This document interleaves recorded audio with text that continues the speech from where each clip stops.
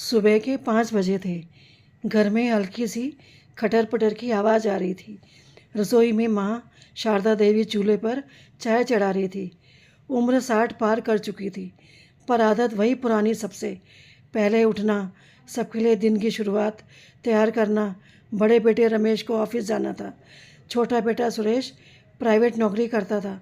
दोनों की पत्नियां सीमा और पूजा अभी सो रही थी।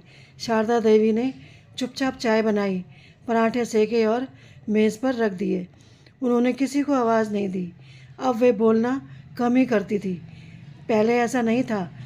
बदलता घर, कभी यह घर हंसी से भरा रहता था। पति के रहते शारदा देवी की हर बात सुनी जाती थी, लेकिन पति के जाने के बाद घर तो वही रहा, पर माँ की जगह धीरे धीरे सिमटती चली गई। सीमा अक्सर कहती, माँ अब ज़माना बदल गया है, हर बात में टोका मत करो। पूजा को माँ का रसोई में आना खलता था। मैं देख लूँगी माँ, आप आराम कीजिए। आराम, माँ के लिए आराम का मतलब था चुप रहना। माँ की चुप्पी एक दिन शारदा देवी ने हल्की सी तबीयत खराब होने की बात कही। रमेश बोला, माँ थोड़ी गैस होगी, दवा ले लीजिए। किसी ने डॉक्टर के पास ले जाने की ज़रूरत नहीं समझी। माँ कुछ कहना चाहती थी, पर फिर वही चुप्पी। वे जानती थी अगर ज़्यादा बोली तो बेकार की चिंता कहलाएंगी। पोती की नज़र घर में एक ही इंसान था जो माँ की चुप्पी समझता था, पोती नंदिनी। नंदिनी अक्सर माँ बाप के पास बैठ जाती। दादी, आप कुछ बोलते क्यों नहीं हो?